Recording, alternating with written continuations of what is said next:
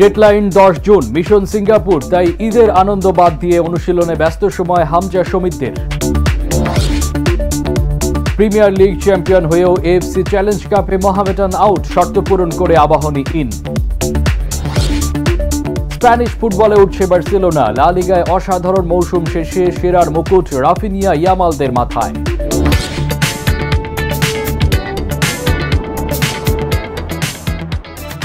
আসসালামু আলাইকুম প্রিয় দর্শক, সবাইকে ঈদ মোবারক। শুরু করছি বাংলা ভিশনের স্পোর্টস বুলেটিন স্পোর্টস টাইম। সাথে আছি আমি মামুন আবদুল্লাহ। শুনছিলেন শিরোনাম, এবার বিস্তারিত। ডেডলাইন 10 জুন, এশিয়ান কাপ বাছাই হামজা সমিত জামালদের মিশন সিঙ্গাপুর, তাই সবাই যখন ঈদের উৎসবে ব্যস্ত তখন টিম হোটেলেই ঈদের শুভেচ্ছা বিনিময় করে বিকেলে অনুশীলনে ব্যস্ত সময় কাটালো জাতীয় ফুটবল দল। সিঙ্গাপুরকে হারিয়েই দেশবাসীকে ঈদের আনন্দ উপহার দিতে চান হামজা ফাহমিদুলরা। দেশে থেকেও পরিবার পরিজনের সাথে ঈদের আনন্দ উদযাপন করতে পারেননি হামজা চৌধুরী। দেশের দায়িত্ব পালনে ঈদের দিনেও অনুশীলনে ঘাম ঝরিয়েছেন জাতীয় দলের ফুটবলাররা। আগামী 10 জুন এশিয়ান কাপ বাছাইয়ে ঢাকা স্টেডিয়ামে সিঙ্গাপুরের বিপক্ষে ম্যাচ বাংলাদেশের, সেজন্য অনুশীলন ক্যাম্পে আবদ্ধ জাতীয় দল। ঈদের দিন টিম হোটেলের নিকটবর্তী মসজিদে ঈদ জামাতে অংশ নেন হামজা ফাহমিদুল জামালরা। দলের সবাইকে সাদা পাঞ্জাবি উপহার দিয়েছে বাফুফে। সেই পাঞ্জাবি পরেই মুসলিম ধর্মাবলম্বী ফুটবলাররা নামাজ আদায় করেন, মুসল্লিদের সাথে করেন কোলাকুলি, হোটেলে ফিরে একে অন্যের সাথে করেন ঈদ শুভেচ্ছা বিনিময়। তবে ঈদের আনন্দটা সিঙ্গাপুরের বিপক্ষে ম্যাচের জন্য তুলে রেখেছেন লাল সবুজের প্রতিনিধিরা। আমরা দেশের জন্য ফ্যামিলি থেকে দূরে আছি, যদি এটা আর একটা ফ্যামিলি, এই স্যাক্রিফাইসটা আমরা করছি সিঙ্গাপুর ম্যাচকে কেন্দ্র করে দেশবাসীকে যাতে আমরা ওই জয়টা উপহার দিতে পারি। সো এটা যদি আমরা জিততে পারি তো আমাদের আনন্দটা আরও বেশি হবে এবং সার্থক হবে। 10 তারিখ ইনশাল্লাহ সিঙ্গাপুরের বিপক্ষে একটা ভালো রেজাল্ট করে দেন আমরা ঈদ উদযাপন করব। জাতীয় দলে ডাক পাওয়ার পর এই প্রথম দেশেই ঈদ ইংল্যান্ডের হামজা চৌধুরী ও ইতালির ফাহমিদুলের। সকাল 10টা থেকে দুপুর 2টা পর্যন্ত ফুটবলারদের ছুটি দেওয়া হয়। যাদের পরিবার ঢাকায় তাদের সাথে সময় কাটানোর জন্য, অন্যরাও পান ব্যক্তিগত কাজে ক্যাম্পের বাইরে যাওয়ার অনুমতি। সিলেটের হবিগঞ্জে বাড়ি হামজার, তাই পরিবারের সাথে ঈদ করার সুযোগ হয়নি তার। ওর যে এখানে খেলাধুলা করে, ওর যে ক্লাব, ওর যে কলিগ, সবাই তাকে খুব বাংলাদেশের ব্যাপারে জানছে এবং করছে। তো বললো যে কোনো জিনিসই এখন যাচ্ছে এবং সেটা আমি এটা পাচ্ছি। হামজা বলছে first win, we need to win. তো এটাই হলো হামজারও বা ভাষ্য যে সে উইন চায়। ঈদের দিন বিকেলে শিশুদের ক্লোজ ডোর অনুসরণ করান কোচ হাভিয়ার কাবরেরা। মানিক মাহমুদ, বাংলা ভিশন, ঢাকা। একসময় এশিয়ান ফুটবলের সেরা 10 দলের একটি ছিল মোহামেডান। সেই দলই অনেক বছর পর এশিয়ান পর্যায়ে খেলার সুযোগ পেয়েছিল, কিন্তু 22 বছর পর একটি লিগ শিরোপা জয় করতে মোহামেডান কর্মকর্তারা এতটাই টেনশনে ছিলেন যে এএফসি চ্যালেঞ্জ লিগে খেলার সুযোগ কখন হাতছাড়া হয়েছে তাদের কোনো খবরই ছিল না। আসলে নিজস্ব মাঠ, জিমনেশিয়াম সহ অনেক শর্ত পূরণ করতে না পারায় এএফসি কাপে মোহামেডান আউট, সেখানে আবাহনী ইন। 23 বছর পর দেশের ফুটবলের শীর্ষ আসনে বসেছে মোহামেডান স্পোর্টিং ক্লাব। তবে 1936 সালে প্রতিষ্ঠিত ক্লাবটি এবার বাংলাদেশ প্রিমিয়ার লিগে চ্যাম্পিয়ন হয়েও এএফসি চ্যালেঞ্জ লিগে খেলার সুযোগ হারিয়েছে। কারণটা এএফসি ক্লাব লাইসেন্সিং এর শর্ত পূরণ করতে না পারা। এএফসির অনলাইন পোর্টালে প্রয়োজনীয় কাগজ জমা দেওয়ার সময় শেষ হয়ে গিয়েছিল গত 25 মার্চ। তখনও মোহামেডানের হাতে ছিল না প্রিমিয়ার লিগের ট্রফি। শিরোপা জেতার পর সব তৎপরতা, সব চেষ্টা, সবই হলো দেরিতে। মোহামেডান আপিলও করে, কিন্তু তা খারিজ করে দিয়েছে এশিয়ান ফুটবলের নিয়ন্ত্রক সংস্থা এএফসি। এবার বাংলাদেশ থেকে এএফসির ক্লাব লাইসেন্সিং এর জন্য আবেদন করেছিল 5টি club: Mohammedan, Abahani limited, Bashundhara kings, Rahmatganj Muslim friends society ও ব্রাদার্স ইউনিয়ন। এর মধ্যে আবাহনী লিমিটেড ও বসুন্ধরা কিংসকেই শুধু চ্যালেঞ্জ লিগ 2025-26 জন্য ক্লাব লাইসেন্স দিয়েছে এএফসি। নিয়ম অনুযায়ী লিগ চ্যাম্পিয়ন চ্যালেঞ্জ লিগে খেলার যোগ্যতা অর্জন করতে না পারলে রানার্স আপ দল সুযোগ পাবে। সেই হিসেবে পয়েন্ট তালিকায় 2 থেকে লিগ শেষ করা আবাহনী খেলবে এশিয়ার দ্বিতীয় সেরা এই ক্লাব আসরে। তবে পাকিস্তানের কোনো ক্লাব এএফসি ক্লাব লাইসেন্স করতে না পারায় বাংলাদেশের একটি কোটা বাড়ার সম্ভাবনা আছে। কোটা বাড়লে বসুন্ধরা কিংস সুযোগটি পাবে। ওয়েলকাম ব্যাক ইবাদত হোসেন চৌধুরী। টাইগারদের নিউজিল্যান্ড জয়ের নায়ক ফাস্ট বোলার ইবাদত ইনজুরি কাটিয়ে 2 বছর পর ফিরেছেন টেস্ট দলে। দেশের বাইরে বাংলাদেশের টেস্টে সেরা জয়ের নায়ক শ্রীলঙ্কা সফরে দলে সুযোগ পেয়েছেন। 17 জুন থেকে শুরু হবে গল টেস্ট। তার আগে 9 জুন থেকে শুরু হবে জাতীয় দলের অনুশীলন। আন্তর্জাতিক ক্রিকেটে খারাপ সময় আবারও জ্বলে উঠুক টাইগাররা, এটি প্রত্যাশা। 2022 সাল বাংলাদেশ ক্রিকেট শুরু হয়েছিল অসাধারণ এক জয়। দেশের বাইরে বড় দল নিউজিল্যান্ডকে 5 উইকেটে হারিয়ে আলোড়ন তুলেছিল টাইগাররা। দলের ওই সাফল্যে সবচেয়ে বড় অবদান ছিল পেসার এবাদত হোসেন চৌধুরীর। বাংলাদেশের ব্যাটসম্যানরা অবশ্য প্রথম ইনিংসে দারুণ ব্যাটিং করে প্রথম ইনিংসে 450 রান তুলেছেন, তাতে বড় লিড টেস্ট জয়ে কাজে লেগেছে। কিন্তু নিউজিল্যান্ডের দ্বিতীয় ইনিংস 169 রানে বেঁধে ফেলে বাংলাদেশকে 40 রানের জয়ের টার্গেট এনে দেওয়ার নায়ক ছিলেন এবাদত হোসেন। প্রথম ইনিংসে 1 উইকেট নেয়া এই পেসার দ্বিতীয় ইনিংসে 46 রানে 6 উইকেট নিয়ে ম্যাচ জয়ে মুখ্য ভূমিকা পালন করেন। টেস্টে দেশের বাইরে এটি এখন পর্যন্ত বাংলাদেশের সেরা জয় এবং এবাদতের ওই পারফরম্যান্সই সেরা বোলিং। কিন্তু এরপরই ইনজুরির কারণে 2 বছর ক্রিকেট থেকে ছিটকে পড়েন এবাদত। ফর্মের তুঙ্গে থাকা অবস্থায় 2023 সালের জুলাই ঘরের মাটিতে আফগানিস্তানের বিপক্ষে ওয়ানডে সিরিজে হাঁটুর ইনজুরিতে পড়েন। এতে তার ক্যারিয়ার থেকে মূল্যবান বেশ কিছু সময় চলে যায়। এরপর ইংল্যান্ড থেকে পায়ের অস্ত্রোপচার করে দেশে ফেরেন এবাদত। গত বছর NCL টি20তে খেলেছেন, এবার BPL এ চ্যাম্পিয়ন দল ফরচুন বরিশালে খেলেছেন, ঢাকা প্রিমিয়ার ক্রিকেটেও খেলেছেন। গত মাসে নিউজিল্যান্ড এ দলের বিপক্ষে সাদা এবং লাল বলের ক্রিকেটে নিজেকে আবারও প্রমাণ করেন এবাদত। যদিও খুব সফল না হলেও এবাদতের বোলিংয়ে সন্তুষ্ট জাতীয় নির্বাচকরা, তাই 2 বছর পর টেস্ট দলে আবারও সুযোগ পেয়েছেন এই ফাস্ট বোলার।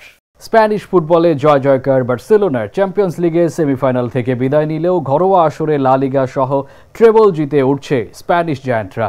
মেসি, ইনিয়েস্তা, জাভিদের সেই পুরনো বার্সেলোনাকেই যেন ফিরিয়ে এনেছেন লামিয়ে ইয়ামাল, রাফিনিয়া, পেদ্রিরা। লা লিগায় অসাধারণ মৌসুম শেষে সেরার মুকুট তাই রাফিনিয়া, ইয়ামালদের মাথায়। মৌসুম জুড়ে ধারাবাহিকভাবে দারুণ পারফরম্যান্স এবং বার্সেলোনার 3 শিরোপা জয়ে গুরুত্বপূর্ণ অবদান রাখার স্বীকৃতি পেয়েছেন রাফিনিয়া। এবারে লা লিগায় সেরা ফুটবলার নির্বাচিত হয়েছেন ব্রাজিলিয়ান উইঙ্গার। মৌসুমের দ্বিতীয় ভাগে দুর্দান্ত পথ চলায় লা লিগা শিরোপা পুনরুদ্ধার করে বার্সেলোনা। এছাড়া রিয়াল মাদ্রিদকে হারিয়ে কোপা দেল রে ও স্প্যানিশ সুপার কাপ জেতে কাতালান জায়ান্টরা। মৌসুমের সব প্রতিযোগিতা মিলিয়ে 57 ম্যাচ খেলে 34 গোল করেন রাফিনিয়া। পাশাপাশি সতীর্থদের 25টি গোলে রাখেন অবদান। 2022 সালে ইংল্যান্ডের লিডস ইউনাইটেড থেকে বার্সেলোনায় যোগ দেওয়া রাফিনিয়া এই মৌসুমে হ্যান্সি ফ্লিকের কোচিংয়ে নিজেকে সেরা রূপে মেলে ধরেন। সম্প্রতি 28 বছর বয়সী এই ফরওয়ার্ডের সঙ্গে 2028 সাল পর্যন্ত চুক্তির মেয়াদ বাড়িয়েছে স্প্যানিশ এই ক্লাবটি। লা লিগা কর্তৃপক্ষ শুক্রবার বিভিন্ন ক্যাটাগরিতে মৌসুম সেরাদের নাম ঘোষণা করে আর অবিশ্বাস্য সব পারফরম্যান্স উপহার দিয়ে আসরের সেরা অনূর্ধ্ব 23 ফুটবলারের পুরস্কার পেয়েছেন বার্সেলোনার তরুণ সেন্সেশন লামিনে ইয়ামাল। 17 বছরের এই স্প্যানিশ উইঙ্গার ধারাবাহিকভাবে দেখিয়েছেন পায়ের জাদু। মাঠে নামলেই প্রতিপক্ষের জন্য হয়ে উঠেছেন ভয়ঙ্কর। সব প্রতিযোগিতা মিলিয়ে 55 ম্যাচে গোল তার 18টি, অ্যাসিস্ট 25টি। গ্রেটেস্ট শো অন আর্থ, স্বপ্নের বিশ্বকাপ ফুটবল। প্রথমবারের মতো সেই স্বপ্নের বিশ্বকাপে খেলবে উজবেকিস্তান ও জর্ডান। এশিয়া থেকে জাপান, ইরান, দক্ষিণ কোরিয়ার পর চূড়ান্ত পর্বে টিকিট নিশ্চিত করেছে এই 2 দেশ। এর আগে 3 স্বাগতিক দেশ যুক্তরাষ্ট্র, মেক্সিকো ও কানাডা ছাড়া বিশ্বকাপের টিকিট পেয়েছে মেসির দেশ আর্জেন্টিনা এবং ওশেনিয়া থেকে নিউজিল্যান্ড। 2026 বিশ্বকাপে মূল পর্বে খেলবে 48টি দেশ। এই বিশ্বকাপে গত আসর থেকে 16টি দেশ বাড়ছে। স্বাগতিক 3 দেশ সরাসরি মূল পর্বে খেলায় 45টি দেশকে বাছাই পর্ব খেলে বিশ্বকাপের টিকিট নিশ্চিত করতে হচ্ছে। 3 স্বাগতিক দেশ ছাড়া 7টি দেশ চূড়ান্ত পর্ব নিশ্চিত করেছে। সেখানে এশিয়ার 5 দেশ। 2026 আসরে এশিয়া থেকে সরাসরি 8টি দেশ এবং প্লে অফ পর্বে খেলবে আরেকটি দেশ। এশিয়া থেকে ইতিমধ্যে টপ সিডেড দেশ জাপান, ইরান, দক্ষিণ কোরিয়া এবং সর্বশেষ উজবেকিস্তান ও জর্ডান চূড়ান্ত পর্বে খেলা নিশ্চিত করেছে। জাপান এর আগে 8 বার, ইরান 7 বার এবং দক্ষিণ কোরিয়া এশিয়া থেকে সবচেয়ে বেশি 12 বার খেলেছে মূল পর্বে। উজবেকিস্তান ও জর্ডান এই প্রথম খেলছে স্বপ্নের বিশ্বকাপে। এএফসি বাছাই রাউন্ডে আরব আমিরাতের সাথে গোলশূন্য ড্র করে বিশ্বকাপ নিশ্চিত করেছে উজবেকিস্তান। অন্যদিকে ওমানকে 3-0 গোলে হারিয়ে বি গ্রুপ থেকে দ্বিতীয় দল হিসেবে বিশ্বকাপে খেলার যোগ্যতা অর্জন করেছে জর্ডান। ইরাককে 2-0 গোলে হারিয়ে বি গ্রুপ থেকে বিশ্বকাপের টিকিট পেয়েছে দক্ষিণ কোরিয়াও। এশিয়া থেকে বাছাই পর্বে সি গ্রুপ থেকে অস্ট্রেলিয়া ও সৌদি আরবের মধ্যে একটি দল সরাসরি খেলবে বিশ্বকাপে। এছাড়া বাছাই পর্বে থার্ড রাউন্ড থেকে আমিরাত, কাতার, ইরাক, ওমান, অস্ট্রেলিয়া বা সৌদি আরব এবং ইন্দোনেশিয়াকে প্লে অফ পর্বের চতুর্থ রাউন্ডে খেলতে হবে। এই রাউন্ড থেকে আরও 2টি দল বিশ্বকাপে খেলার সুযোগ পাবে। 2 গ্রুপ রানার্স আপের প্লে অফ পর্বের জয়ী দলকে খেলতে হবে বাছাই পর্বের মূল প্লে অফ পর্বে। হায়ার অ্যান্ড ফায়ার, পেশাদার কোচদের সবসময় বাক্স পেঁচা নিয়ে তৈরি থাকতে হয়। চ্যাম্পিয়ন্স লিগের ফাইনালে পিএসজির কাছে 5-0 গোলে নাস্তানাবুদ ইন্টার মিলান, কিন্তু ইতালিয়ান কোচ সিমন ইনজাগি ক্ষেত্রে ভাগ্যবান, ক্লাব থেকে ছাঁটাই হবার আগে উল্টো নিচেই বিদায় বললেন ইন্টারকে। বলবেন নাই বা কেন? এই শোকের সময়ে 22 মিলিয়ন পাউন্ডের অফার কার সাধ্য আছে ফিরিয়ে দেওয়ার? সৌদি প্রো লিগের আল হিলাল ক্লাবের সেই অফারে বিশ্বের দ্বিতীয় দামি কোচ যে এখন Italian genius Simon Inzaghi. UEFA champions league ফাইনালের আগেই গুঞ্জন ছিল ইন্টার মিলান ছাড়তে পারেন সিমন ইনজাগি। গত শনিবার ফরাসি ক্লাব পিএসজির কাছে সেই ফাইনালে ইতালিয়ান সিরিয়া লিগের দলটি 5-0 গোলে বিধ্বস্ত হয়। 3 দিন পরেই ক্লাবকে বিদায় বলে দেন 49 বছরের কোচ। ইতালির মিডিয়ায় জল্পনা কল্পনা শুরু হয় তার পরবর্তী গন্তব্য নিয়ে। বৃহস্পতিবার জানা গেল ইতালিয়ান জিনিয়াসকে কোচ করে নিয়েছে সৌদি আরবের ক্লাব আল হিলাল। দুই পক্ষের চুক্তিটা হয়েছে 2 বছরে, আর আল হিলাল তাকে যে বেতন দিচ্ছে তা শুনলে মাথায় হাত পড়ে যাওয়ারই কথা। টাকার অঙ্কটা প্রতি মৌসুমে 20 মিলিয়ন অর্থাৎ 2 কোটি ইউরোর বেশি। সম্প্রতি Italian high profile coach Carlo Ancelotti এর অর্ধেক বেতনে রিয়াল মাদ্রিদ ছেড়ে ব্রাজিল জাতীয় দলে যোগ দিয়েছেন। সৌদি লিগের ক্লাবটি ইনজাগিকে কোচ করার খবর বৃহস্পতিবার তাদের ওয়েবসাইটে বিবৃতি দিয়ে নিশ্চিত করে। বিবৃতিতে বলা হয়, ইতালিয়ান জিনিয়াস এখন আল হিলালে। 2021 সালে ইতালির ক্লাব লাৎসিও ছেড়ে ইন্টারের দায়িত্ব নেন ইনজাগি। 2010 সালে সেখান থেকেই ফুটবল ক্যারিয়ার শেষ করেছিলেন। 1999 সালে ক্লাবটিতে যোগ দিয়ে এই স্ট্রাইকার 11 বছরে 133 ম্যাচ খেলে 28টি গোল করেন। মাঝে 2005 সালে সাম্পদোরিয়ায় এবং 2007-08 মৌসুমে আতালান্তায় ধারে খেলেন। তবে 2 ইতালিয়ান ক্লাবের হয়ে 24 ম্যাচে কোনো গোল করতে পারেননি। 16 বছরের সিনিয়র ফুটবল ক্যারিয়ারে মোট 8 ক্লাবে খেলে 263 ম্যাচে গোল তার 63টি। ইতালির অনূর্ধ্ব 18 দলে 1993-94 মৌসুমে 4টি আর জাতীয় দলে 2000 থেকে 2003 সালে 3টি ম্যাচ খেলেছেন ইনজাগি।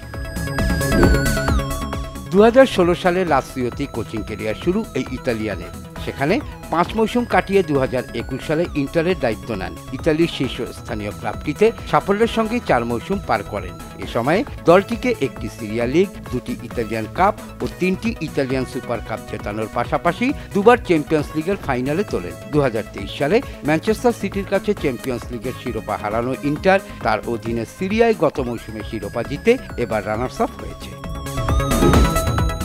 ইতালির জৌলুস ফুটবল ছেড়ে সৌদি আরবের ম্যারমারা ফুটবলে এসে নিজের কোচিং সামর্থ্যের কি সার্থকতা পেয়েছেন সেটা ইনজাগি ভালো বলতে পারবেন। তবে 2 মৌসুমে ইনকামটা যে অনেকখানি বাড়িয়ে নিতে পারবেন তা বলাই যায়। আল হিলালে তার প্রথম অ্যাসাইনমেন্ট ফিফা ক্লাব বিশ্বকাপ। সেখানে 18 জন উদ্বোধনী ম্যাচে প্রতিপক্ষ তার রিয়াল মাদ্রিদ। শহীদ খান, বাংলা ভিশন স্পোর্টস ডেস্ক। সাফল্যের জন্য চাই কমিটমেন্ট, ডেডিকেশন এবং কঠোর অনুশীলন, সাথে লড়াকু মানসিকতা। পাকিস্তান সুপার লিগের ফাইনালে যা দেখিয়েছেন সিকান্দার রাজা, এবার পিএসএল এ চ্যাম্পিয়ন হয়েছে লাহোর কালান্দার্স। ফাইনালে দলটির Pakistan base Zimbabwean cricketer Sikandar রাজার 7 বলে অপরাজিত 22 রানের ঝড়ে দলের শিরোপা জয় নিশ্চিত হয়েছে। কোয়েটার 202 রানের টার্গেট তাড়া করতে নেমে কুশাল পেরেরা 31 বলে অপরাজিত 62 রান করলেও শেষে উইলো হাতে ঝড় তুলে ম্যাচ জিতিয়েছেন রাজাই। নামেও রাজা, কাজেও রাজা, অথচ তার ফাইনালে খেলারই কথা ছিল না। ইংল্যান্ডের বিপক্ষে টেস্ট খেলতে নটিংহ্যামে ছিলেন রাজা। 3 দিনে টেস্ট শেষ হয়ে যাওয়ায় রাজার জন্য SOS পাঠায় লাহোর কালান্দার্স। তো ইংল্যান্ডে ব্রেকফাস্ট করেই চড়ে বসেন আমিরাত এয়ারলাইন্সে। দুবাই পৌঁছে সেরেছেন লাঞ্চ, এরপর লাহোরে ডিনার করেই নেমেছেন ক্রিজে। তারপর ঝড় তুলে গড়েছেন ইতিহাস। ক্রিকেট বোদ্ধারা রাজার এই ইনিংসকে তুলনা করেছে অসম্ভব এক জার্নি হিসেবে, যাতে রাজা সর্বোচ্চ কমিটমেন্টের দৃষ্টান্ত স্থাপন করেছেন। তার 7 বলে 22 রানের ঝড়ে লাহোর ফিরে পেয়েছে পিএসএল এর রাজত্ব। বাংলাদেশের ক্রিকেটাররা এমন কমিটমেন্ট কবে দেখাবে সেই অপেক্ষায় আমরা। ঈদ উল আজহা মোবারক। দেখা হবে আবারও। সবাই ভালো থাকবেন। আল্লাহ হাফেজ।